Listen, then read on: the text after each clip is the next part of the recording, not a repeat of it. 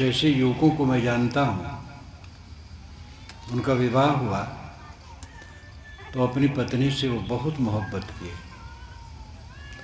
इतना अति कर डाले कि दिन में भी वो उनके अपने उसी के कमरे में घुसे रहे, और खाना पीना और व्यवहार बर्तना जब सामने हो तब भी उसी को देखते रहें सामने रहे तो।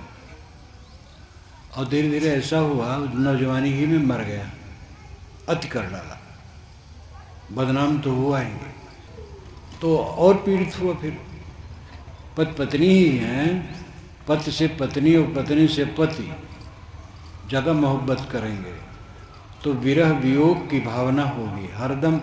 जिससे मोह करो वो बिछड़ा हुआ लगता है, ये अनुभव की बात है, कोई भी अनुभव कर सकता है। जिसमें मोह करो लगता है बिछड़ा है, क्यों?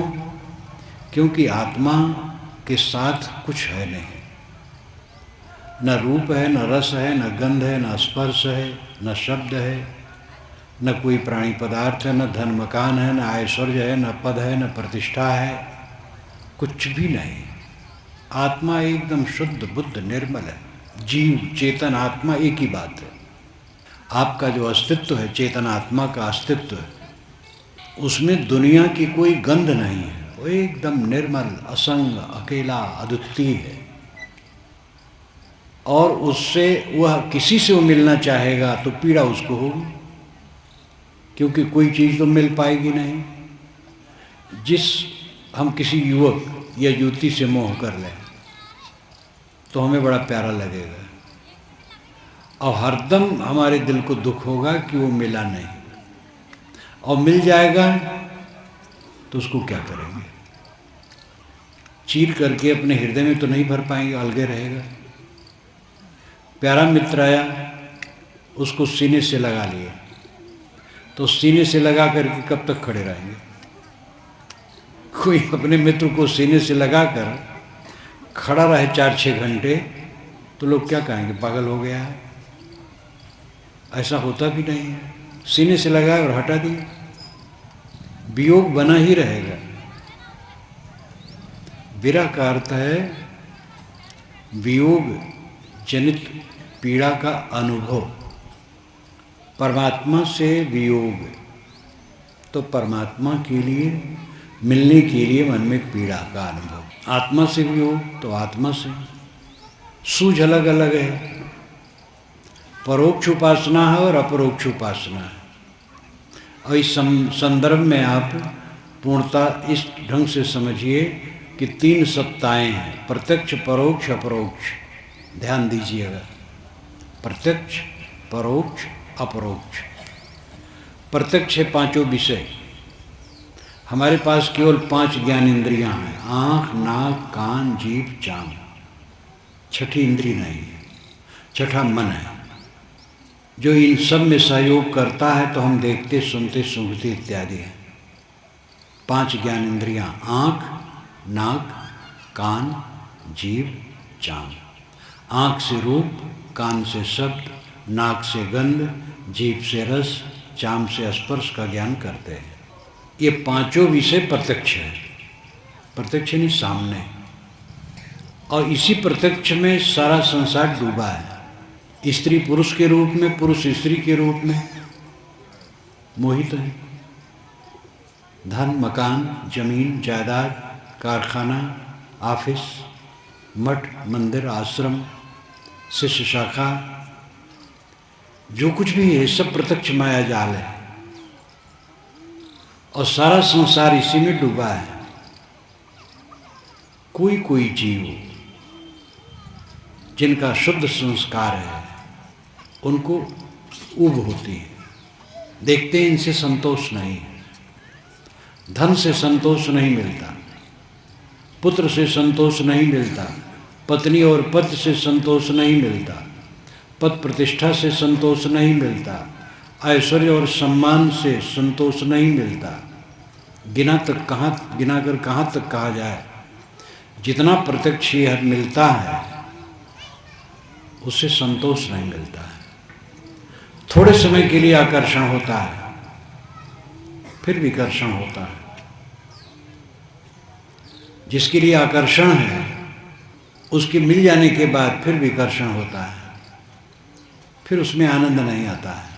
लेकिन आदमी इन्हीं में डूबा रहता है, दुख पाता है और उसको बोध नहीं, समझ नहीं, उसी में जलता रहता है, सुख माने रहता है, तनिक तनिक सुख। जैसे किसी आदमी को लटा दिया जाए और उसकी जीभ पर मधुरस एक एक बूंद गिराया जाए और गर्म लोहे से देह भर दागा जाए, तैसे दुनिया का सुख है। देह भर तो गर्म लोहे से दागा जा रहा है, लेकिन जीभ पर एक एक बूंद रस गिराया जाता है, मधुरस। वही आनंद है। विषय आनंद संसार का ऐसे है, एक एक बूंद मधुरस की तरह, और पूरी देह जलाई जा रही है। भोगों की लीला यही है, ऐश्वर्य पद प्रतिष्ठा सब की लीला यही है। जितना प्रत्यक्ष माया जाल है, सब की लीला यही है। इससे संतोष मिलने वाला नहीं, लेकिन बोध न होने से इसी के लालच में सब पड़े और इसी में जल रहे। कुछ कुछ शुद्ध जीव जिनके संस्कार कुछ अच्छे हैं, उनको घबराहट होती है, तब वे कुछ खोजते हैं, उनको जिज्ञासा होती है, मैं कौन हूँ, जगत क्या है, क्या इसमें धरा है, हमारे बाबे दादे नहीं रहे, बड़े बड़े लोगों का ऐश्वर्य शून्य हो गया, हमारा कब तक रहेगा। जिनके लिए हमारे मन में हविस थी, उनसे संतोष नहीं मिला, सुख नहीं मिला। जिसकी तरफ दौड़ थी, वहाँ से निराशा हुई। एक नौजवान को पुत्र के लिए बड़ी कामना होती, लेकिन वह अभागा खुद नहीं समझता है कि मुझसे मेरे पिता कितने संतुष्ट हैं। मुझे पुत्र मिल जाएगा तो कौन सा संतोष हो जाएगा। भ्रम रहता है, पुत्र मिल जाएगा तो आनंदित हो जाएंगे। पुत्र पैदा होता खुशी होती भी है, लेकिन वही पुत्र जब जवान हो जाता है तो उससे बोलने मन नहीं करता है। उसकी रुचियाँ भिन्न, उसके संस्कार भिन्न, हमें खटकने लगता है। दोष उसका नहीं है, दोष हमारा है। संसार ही ऐसा है, रुचि अलग होगी, स्वभाव अलग होगा। कोई हठीला होगा, कोई कोमल होगा, कोई रजोगुणी होगा, कोई सतोगुणी होगा, कोई तमोगुणी होगा, कोई बहुत इच्छा वाला होगा, कोई कम इच्छा वाला होगा। इस झमेले में सबको सह करके नहीं निपटोगे, कलेश तो होगा ही। संसार का जितना आकर्षण होता है, सब में अंत में पीड़ा है। तो कुछ सुज्ञ जीव इससे घबराते हैं, बाकी लोग तो उसमें पड़े रहते हैं, जलते रहते हैं और पड़े रहते हैं, सुख माने रहते हैं और जलते रहते हैं। कुछ सुज्ञ जीवों को जब होता है तो ग्रंथों में पढ़ा है, सुना है पंडित और महात्माओं से और लोगों से, तो किसी भगवान, किसी भवानी, किसी देवता की वो आराधना करने लगता है। मिट्टी के, पत्थर के, धातु के आकार में देवी देवताओं भगवानों की मूर्तियाँ, उनकी उपासना करने लगता है। किसी को अच्छा नहीं लगता है तो एक सोचता है कि किसी लोक में परमात्मा ब्रह्मा विष्णु शंकर हैं, उनकी उपासना करने लगता है। कोई ये लगता है ये भी ठीक नहीं है तो निराकार की कल्पना करके उपासना करने लगता है। तो इस प्रकार एक परोक्ष की तरफ हमारा मन जाता है, प्रत्यक्ष से हट करके परोक्ष, तो थोड़ा थोड़ा संतोष मिलता है। दुनियादारी से मन हट जाता है और किसी भगवान भगवती में मन लगता है तो एकाग्रता आने लगती है, तो थोड़ा आनंद आता है, लेकिन दुख नहीं मिटता है। कितने लोग परोक्ष भगवान की पूजा करते जिंदगी बिता देते हैं, उपासना करते और तड़पते रहते, भगवान अभी भी नहीं मिला। मीरा द्वारिका में,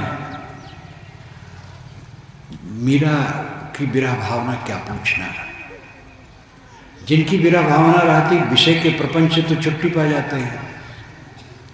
मीरा के हृदय में उत्कट वैराग्य, लेकिन वो कृष्ण भगवान को पाना चाहती थी। कृष्ण भगवान कहाँ मिल सकते हैं? कोई कबीरपंथी कबीर साहब से मिलना चाहे कहाँ मिलेंगे? लेकिन भावुक लोग बताते हैं तुम उपासना करो तो मिलेंगे। इलाहाबाद के हाई कोर्ट के जज जो चीफ जस्टिस थे, मुझसे मिलने आए। बहुत दिन की पुरानी बात है, बड़े भावुक। उन्होंने कहा कबीर साहब आपको ऐसे मिल सकते जैसे हम लोग बैठे हैं। मैंने कहा कभी नहीं होगा। जो शरीर छोड़ के चले गए वो कभी मिलने वाले नहीं। हमारे उनमें खूब बात हुई।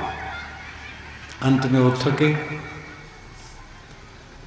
और कहे आपके ज्ञान की बात अच्छी है, चले गए। रिटायरमेंट हुआ। बहुत वर्षों के बाद फिर आए, अभी भी जीवित हैं। उसके बाद कई बार मिले, हमारी पुस्तकें पढ़ने लगे। बीजक व्याख्या, कबीर दर्शन, वेद क्या कहते हैं, काफ़ी मेरी पुस्तकें ले गए, पढ़ने लगे। तब मुझसे मिले और कहे कि हिंदू समाज के काल्पनिक बातों का विवेचन करके एक पुस्तक आप लिखिए। हिंदू समाज बहुत भ्रम में पड़ा है, चमत्कार। मैंने कहा हिंदू समाज केवल दोषी नहीं, जितने धार्मिक हैं सब चमत्कार में डूबे हैं, अलौकिकता में डूबे हैं। तो इतने पढ़े लिखे आदमी, chief justice Allahabad high court के, इलाहाबाद का हाई कोर्ट कहा जाता है इस धरती तल का सबसे बड़ा हाई कोर्ट है। इस धरती तल का सबसे बड़ा हाई कोर्ट है। और वहाँ का चीफ जस्टिस कहता था कबीर साहब आपको ऐसे मिल सकते हैं जैसे हम लोग बैठे हैं। जब मेरी पुस्तकें उसने पढ़ी तब उनको लगा कि हम गलत कहते थे, तो हमसे आकर के कहे कि महाराज हिंदू समाज के चमत्कार का खंडन का पुस्तक लिखना चाहिए। मैंने कहा हिंदू दोषी नहीं है, सब में दोष है, और विवेक जहाँ ये दोष नहीं है। चमत्कार तो भ्रम है। सगुण उपासकों ने ऐसा बता रखा है, आम जनता बेचारी भटकी हुई है। जैसे कल मैंने कहा था कि ईश्वर की माया सबको नचाती है, पंडित कहते, महात्मा कहते, वो किताब में लिखा भी है, तो आम जनता बेचारी क्या करे। लेकिन सच्चाई यह है कि ईश्वर की माया आपको नहीं भटकाती है, आपकी माया भटकाती है। कहीं भी शास्त्र में लिखा है गलत लिखा है। कोई पंडित महात्मा कहता गलत कहता है, भावुक है, भावुकता में कहता है। और इसे भावुकता की बात लिखी गई है। भावुकता की बात मैं सुनाऊं। एक सज्जन मिलने आया, कहे महाराज आपकी कृपा से फसल अच्छी हुई है, क्योंकि आपकी कृपा से पानी खूब बरसा है। आपकी कृपा से महाराज मैंने लड़की की शादी कर दी। आपकी कृपा से भैंस ब्याई है महाराज। आपकी कृपा से पड़वा मर गया। तो उनसे कहा गया भाई मेरी कृपा से सब हुआ अच्छा हुआ, पड़वा मरना तो अच्छा नहीं हो। और असलियत यह है कि मेरी कृपा से पानी नहीं बरसा है। पानी तो प्राकृतिक कारणों से बरसता है। कोई कृपा करके पानी नहीं बरसा सकता है। मेरी कृपा से वहाँ फसल भी नहीं हुई है, पानी बरसा, उन्होंने मेहनत की तो फसल हुई। मेरी कृपा से उन्होंने लड़की की शादी भी नहीं की है, और उन्होंने खोजा खाजा किया। मेरी कृपा से उनकी भैंस नहीं ब्याई है, और मेरी कृपा से पड़वा भी नहीं मरा। लेकिन अब उनकी भाषा। एक दूसरे वैष्णव संत मुझसे मिलने आए, इलाहाबाद की बात है। कहे महाराज राम जी की इच्छा से सब ठीक ठाक है। राम जी की इच्छा से हमारे मंदिर में 3 कमरे खाली थे, आप तो जानते हैं। राम जी की इच्छा से महाराज मैंने उसको किराए पर उठा दिया। राम जी की इच्छा से किराएदार किराया ही नहीं देता है। तो मैंने कहा क्या बुरा कर रहा है? जब राम जी की इच्छा से किराया नहीं देता है तो क्या बुरा कर रहा है? और कहे जा रहे हैं, सोच नहीं रहे हैं। ऐसे पंडित महात्मा लोग भी, ये लोग लेखक हैं, तो किताब में जितना सब लिखा है सब सच नहीं है और सब झूठ नहीं है। विवेक की आंखें खोल करके उस पर छान विचार करो। परोक्ष प्रत्यक्ष से जो लोग उबियाते हैं, घबराते हैं, दुनियादारी से ऊब होती है, तो परोक्ष की उपासना करने लगते हैं। कोई राम का, कोई कृष्ण का, कोई कबीर का, कोई बुद्ध का, कोई निराकार का, कोई साकार का, कोई ब्रह्मा का, कोई विष्णु का, कोई शिव का। तो उसमें कुछ आनंद आता है। मैं स्वयं सगुण उपासक था। 18 वर्ष की उम्र तक मैंने सगुण उपासना की। राम, कृष्ण, विष्णु, शिव, ये 4 की उपासना मैं करता था। ओम नमः शिवाय, ओम नमो भगवते वासुदेवाय और राम नाम जप और गायत्री जप, ये 4 जप करता था। और भगवान के लिए रोता था कि भगवान कब मिलोगे। और सपने में दर्शन भी और बातचीत भी होती थी, क्योंकि जो भावना होती वही प्रतिबिंबित होती है, वो सब अपना ही मन की बात है। इसी क्रम में मुझे सन 1950 में पारक सिद्धांत की वाणी मिली। पहले पहले निर्मल सत्यज्ञान प्रभाकर मूल मिला, फिर बीजक त्रिज्या मिली। उस समय के जो उपलब्ध ग्रंथ थे वो धीरे धीरे मिले और 3 महीने में मेरा भ्रम कटा। तो सगुण उपासना का प्रवाह ये 2500 वर्षों से है। वेदों में ऐसा नहीं है, वैदिक साहित्य में और शास्त्रों में ऐसा नहीं, उपनिषदों में ऐसा नहीं है, लेकिन पुराण और महाकाव्य जब बने तो ये धारा आई। इसके पहले भी परोक्ष उपासना तो थी ही, अलग ईश्वर मान करके उपासना। तो उन सब उपासनाओं में जो विरही जीव होते हैं वे बहुत आगे बढ़ जाते हैं। जैसे मीरा विरही थे, तुलसी विरही थे, कबीर विरही थे, ये सब विरही जीव थे, इसलिए अपने अपने क्षेत्रों में आगे बढ़े। कबीर अपरोक्ष के उपासक थे, मीरा और तुलसी परोक्ष के उपासक थे, लेकिन तीनों में विरह पूरी थी, इसलिए तीनों उच्च कोटि के साधक हुए। सगुण उपासना भी कोई करता हो विरह वाला है, अनुराग वाला है, तो उसके मन से भी से वासनाएं दूर हो जाती हैं। लेकिन ठहरने की जगह कहाँ है? कबीर साहब ने कहा है, साहेब साहेब सब कह मोहि आदेशा, और साहेब से परिचय नहीं बैठोगे कहीं ठोर। सब लोग साहेब साहेब कहते हैं। साहेब का मतलब है स्वामी, परमात्मा, ब्रह्म, खुदा, अल्लाह, गॉड, सब कहते हैं, लेकिन उससे परिचय तो है नहीं, तो बैठोगे कहाँ? यहाँ बैठने का अर्थ है अपना मन कहाँ टिकाओगे। अगर हम कबीर साहब का चित्र मन में ले लें, उसमें मन टिकाएं, तो आरंभिक साधना के लिए ठीक है। कबीर का, राम का, कृष्ण का, किसी का भी चित्र मन में ले लें और मन को उसमें टिकाएं, तो आरंभिक साधना के लिए ठीक है। चंचल मन को एक खूंटे में बांधना अच्छा है, लेकिन वो चित्र काल्पनिक है, मेरे मन की कल्पना है, वो थोड़ी दूर तक सहायक है, वो कुछ नहीं है। कबीर साहब के चित्र हमारे मन की कल्पना होगी।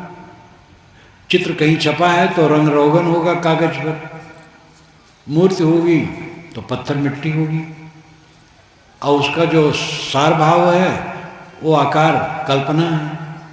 कोई जीवित महात्मा है, सद्गुरु है, ज्ञान वैराग संपन्न है, उसका हम ध्यान करके कुछ समय के लिए मन को स्थिर करें, ठीक है, लेकिन जीवित सद्गुरु की देह भी हमारी उपासनी नहीं हो सकती है, क्योंकि देह नश्वर है, मिट्टी है और अलग है, मेरा स्वरूप थोड़े हो।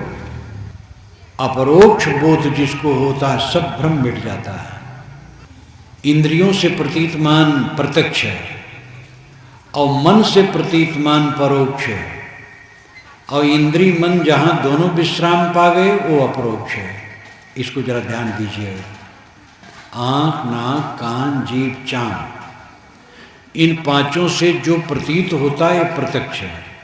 शब्द, स्पर्श, रूप, रस, गंध, ये पांच विषय हैं, ये प्रत्यक्ष है। इसी में सारा संसार डूबा है। और जो देवी देवता ईश्वरादि की उपासना है ये परोक्ष है, ये मन का विषय है, मन की अवधारणा है, मन के नक्शे हैं। साकार ईश्वर, निराकार ईश्वर, सगुण ईश्वर, निर्गुण ईश्वर, कोई देवता, कुछ, ये मन की कल्पनाएं, मन की अवधारणाएं। इसलिए ये परोक्ष उपासना है। ये उपासना भी आरंभ के लिए गलत नहीं है, ठीक है, लेकिन अपरोक्ष उपासना में गए बिना परम विश्राम न मिलेगा। जब पांचों ज्ञानेंद्रियां शांत हो गई और मन भी शांत हो गया, तब अपरोक्ष है। देखना बंद, सुनना बंद, सोचना बंद, तब अपनी स्थिति आएगी।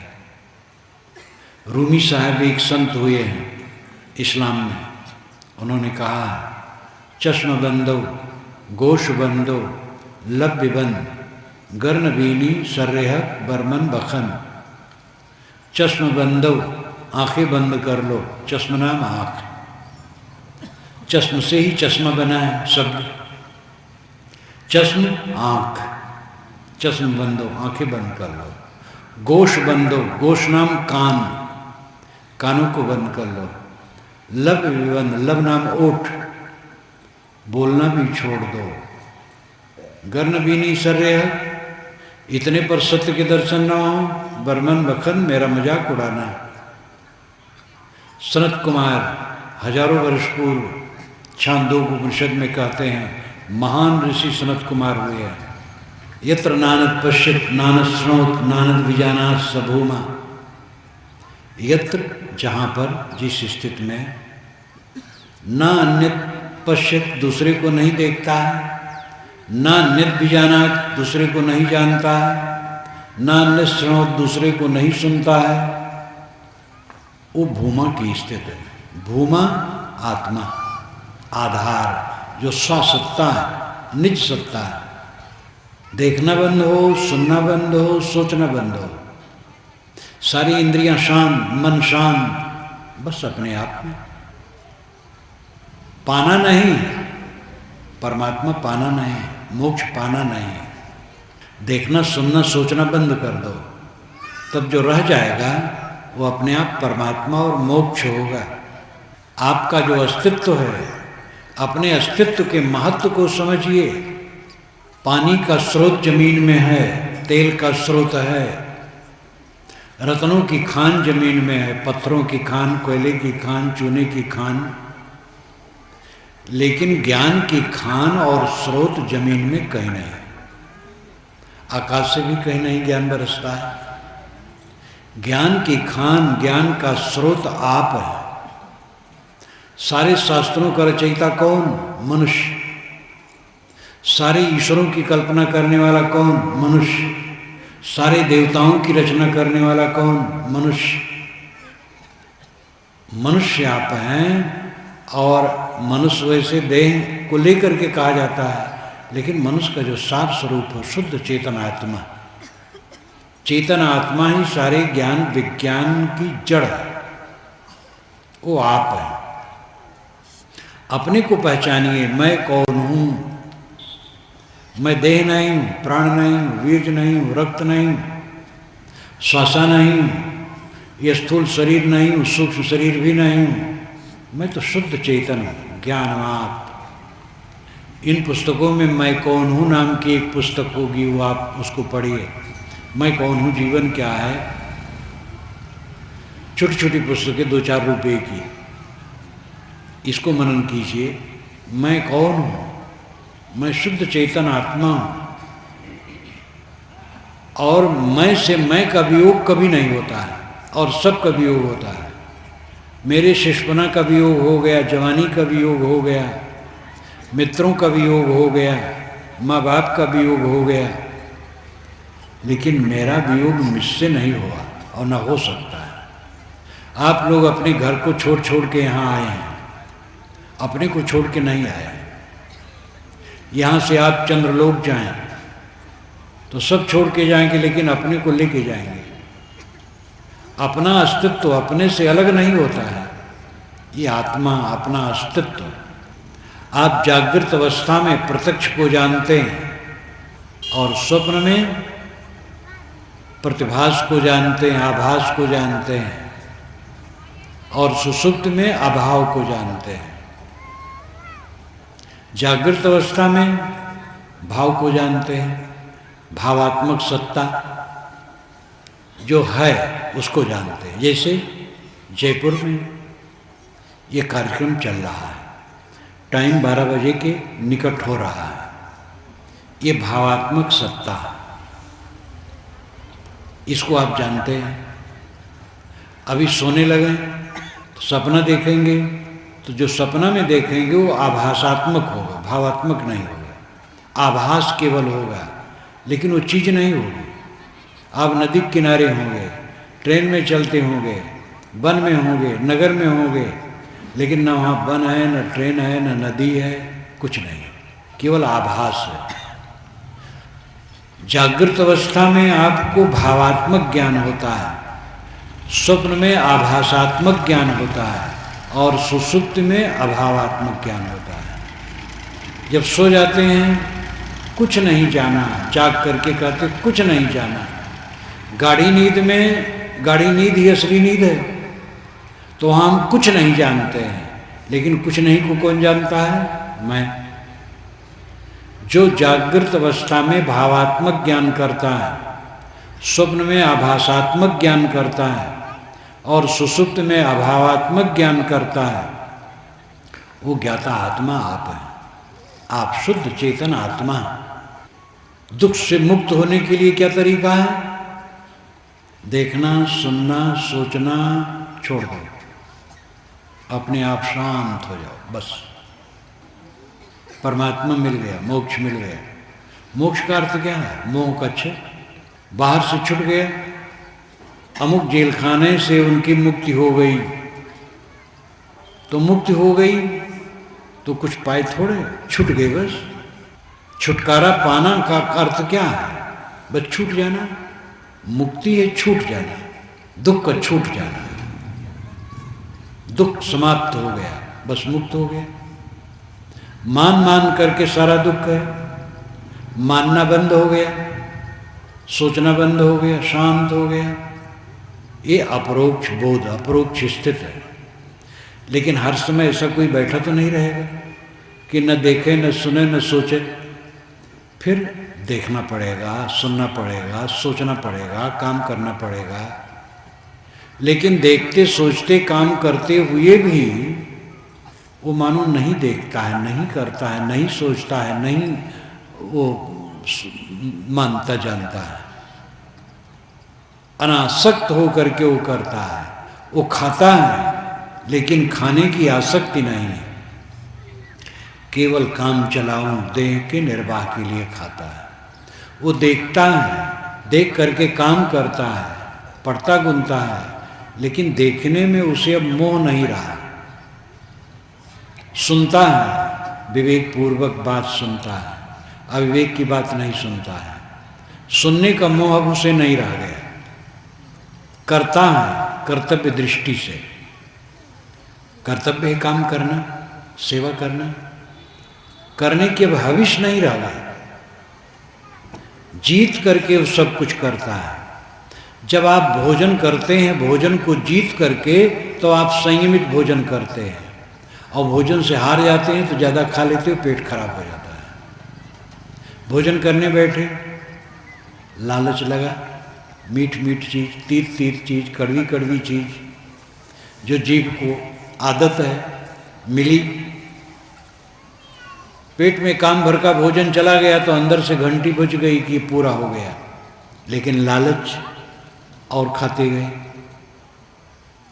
तो भोजन को जीते नहीं, हार गए, तो पेट खराब हो जाएगा। लेकिन भोजन को जीत करके खाइए तो चाहे जितना व्यंजन हो आप बहुत संतुलित खाएंगे, ज़्यादा नहीं खाएंगे। रूप को जीत करके देखिए, सारे स्त्री पुरुष के प्रति ज़्यादा आकर्षण है और सारे स्त्री पुरुष के शरीर मल के पिंड है। ये कोई गूढ़ तत्व है, हड्डी की झोपड़ी है अंदर में, फिर चाम मांस रक्त टट्टी पेशाब इसमें भरी, और क्या है? कहीं को देखत कहीं को परसत, बिना पदार्थ काया है। काया नाम की कोई चीज नहीं है, जोड़ है ये, कोई स्वतंत्र वस्तु काया नहीं है, ये जोड़ है, अब विकारी है, परिवर्तनशील है। ये टट्टी की पोटली क्या देख करके आकर्षित हो रहे हो? तत्व विवेक जब होगा तो कहीं खिंचाव मन में होगा ही नहीं। खिंचाव ही अपना पतन है, ललचाना ही पतन है। जो ललचाता नहीं वो बादशाह है।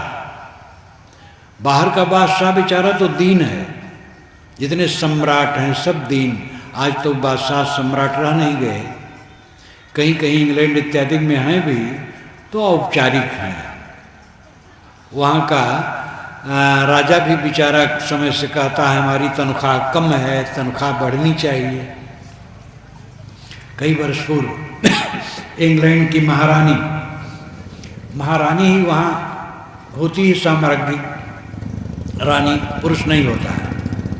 तो उसने कहा था कि मेरी तनख्वाह कम है और मेरी तनख्वाह बढ़नी चाहिए। तो जिनके यहाँ मैं था वो प्रबुद्ध आदमी थे, उनसे मैंने कहा कि रानी हो करके इस प्रकार दरिद्र बनी है कि हमारी तनख्वाह बढ़नी चाहिए।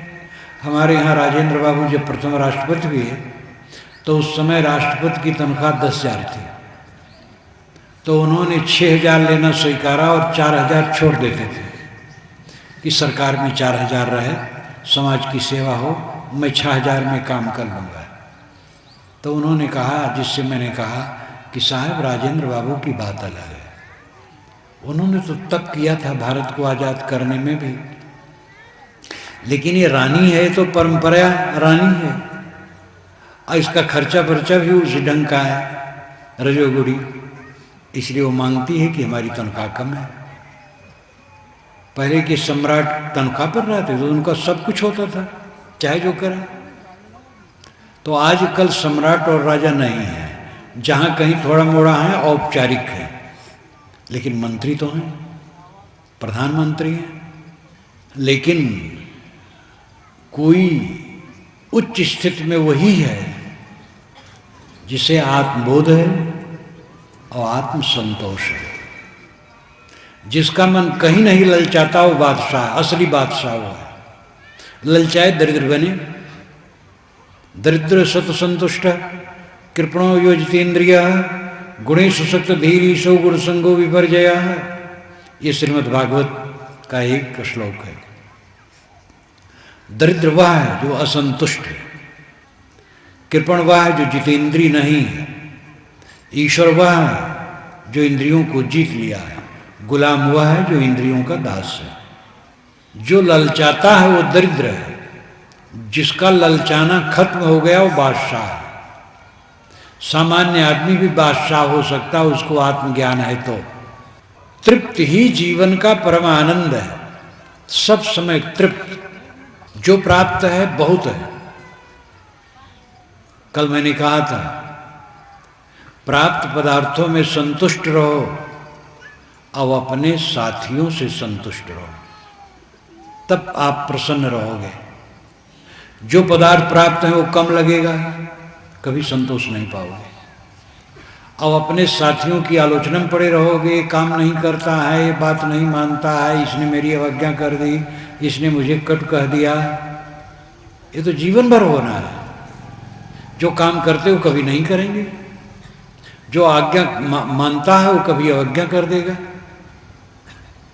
जो मीठ मीठ बोलता है वही कभी हमें कट कह देगा। उसका मन बदल जाएगा, कुछ समय के लिए तो कह देगा।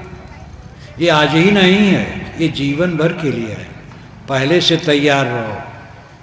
अवध क्षेत्र में कहावत कहते हैं, वो खरीम घान पड़ा पहरुआ कौन गिनती, ये अवधी भाषा में कह रहा हूँ, आपकी राजस्थानी भाषा में नहीं बोल पाता हूँ, क्योंकि मेरे शरीर का जन्म अवध के पास हुआ, तो अवधी भाषा में जानता हूँ।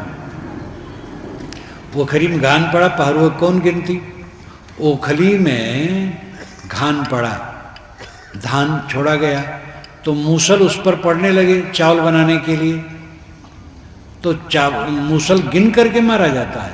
तो जब तक भूसी न हट जाए तब तक ओखल में मूसल पड़ते रहते हैं। इस जिंदगी में आदमी जिसको अपने आत्मा का बोध नहीं है, जिसे आत्म संतोष नहीं है, जिसे अपने साथियों से व्यवहार में संतोष नहीं, वो कभी सुखी नहीं होगा। आप अपने साथियों के स्वभाव को बदल करके सुखी होंगे? अपना स्वभाव तो बदल नहीं पाते हो, दूसरे का स्वभाव बदलने चले। राजे महाराजे भी दुनिया में चाम बिछा के नहीं चल सकते हैं, लेकिन अपने पैर में जूती पहन ले एक गरीब आदमी भी तो मानो सब तरफ चाम बिछाया है, जहाँ चले वहीं चाम बिछाया है। जब पैर में जूती है चाम की, तो जहाँ चलता वहीं चाम है। सबके स्वभाव को बदल करके आप सुखी होना चाहते, जो कभी नहीं हो सकता। अपने स्वभाव को बदल लो बस। पत्नी के स्वभाव को बदलना चाहते हैं, वो चिड़चिड़ा जाती है। अपना स्वभाव बदल लो, उसका चिड़चिड़ापन प्यार रूप में ले लो। जब वो चिड़चिड़ाए तो प्यार के वचन को बस ठीक हो जाए। किसी का कटु मिठाई से ले लो, किसी का दुर्व्यवहार सद्व्यवहार मान करके ले लो। पूरी दुनिया की करुणा हमारे ऊपर है, और जो मेरी आलोचना ज़्यादा करते हैं उनकी ज़्यादा करुणा है, क्योंकि मेरे में वो दोष नहीं चाहते हैं। इसलिए मेरे आलोचक मेरे ऊपर बहुत करुणाशील है। ये सोच लो तो कोई दुख रहेगा? अपने को गढ़ो बनाओ, मिटा दे अपनी हस्ती को अगर कुछ मर्तबा चाहे, कि दाना खाक में मिलकर गुले गुलजार होता है। अपनी हस्ती को मिटा दो अगर अपनी हस्ती चाहते हो तो। ये विरोधाभास है। अपनी हस्ती चाहते हो तो अपनी हस्ती मिटा दो। हमारे में दो हस्ती है, एक झूठ एक फुर। झूठ हस्ती है देह और इसका नाम रूप, और सच हस्ती है चेतनात्मा। अपने चेतनात्मा की स्थिति चाहते हो तो देह के नाम रूप की जो झूठी हस्ती है, इसके अहंकार को खो दो, बस शीतल हो जाओ। तो प्रत्यक्ष परोक्ष अपरोक्ष ये तीन बातें हैं। प्रत्यक्ष है पांचों विषय संसार, और इसी में सब डूबे, सब जल रहे हैं, एकदम जल रहे हैं। चित्त हरदम असंतुष्ट। इससे उपराम होकर के परोक्ष की उपासना में कुछ लगते हैं तो उनको थोड़ा संतोष मिलता है, लेकिन दुख नहीं मिलता है। जब अपरोक्ष बोध होता है और अपरोक्ष स्थिति आती है, तब सारा दुख मिट जाता है। श्रुति वचन है, यदा पंचावतिष्ठन्ते ज्ञानानि मनसा सह बुद्धिश्चाना विचेष्टत तामाहु परमाम गतिम। यदा पंचावतिष्ठन्ते, पांच अवतिष्ठित इंद्रियां आंख नाक कान जीभ चाम, मनसा सह मन के सहित, बुद्धिश्च और बुद्धि भी, न विचेष्टत नहीं चंचल होते। पांचों ज्ञान इंद्रियां बस में है, मन शांत है, बुद्धि शांत है। ताम आहु परमाम गतिम, इसको कहते हैं परम गत। अपने मन को, अपनी इंद्रियों को, अपनी बुद्धि को शांत करो। अपने को समझो आप शुद्ध बुद्ध चेतन आत्मा, ब्रह्म है, परमात्मा है। परमात्मा कहीं बाहर नहीं। अपने मन को शांत करो, बुद्धि को शांत करो, इंद्रियों को शांत करो, अपने स्वभाव को सुधारो। आपका स्वभाव सुधरेगा, साथियों का स्वभाव जिनको सुधारना होगा सुधरेगा। और साथियों से लड़ोगे तो अपना जलोगे और साथियों को दुख दोगे। लड़ना आज से बंद करो, सबकी लड़ाई सह लो। सबके अंदर से जहर उबलता है। जहर अमृत सब दोनों में है, दोनों सब में है, जहर भी है अमृत भी है। क्षमा, दया, शील, संतोष ये अमृत है। काम, क्रोध, लोभ, मोह, राग, द्वेष ये जहर है। लेकिन अमृत दबा रहता है, जहर उभरा रहता है। कोई कटु सोचा, कटु बोला, कटु व्यवहार किया, वो जहर उसका उबल गया, उसको आप सह लो। और अपने में जहर आए तो उसको मार दो, उबलने न दो। पत्नी ने कटु कहा, उसको सह लो, स्वयं कटु न कहो, स्वयं मीठा कहो। ये चारा है सुधार का, परमात्मा को पाने का, साक्षात्कार का, मोक्ष को पाने का। और विरह जिसके मन में है वो ये काम करता है। ये बहुत बढ़िया भजन मुझे लगता है, रोज कोई गाए तो मैं सुना करूँ इसको। रंग दे प्रभु अपने रंग में मेरी काया, ऐसा ना हो मेरा पापी मन माया में रंग जाए।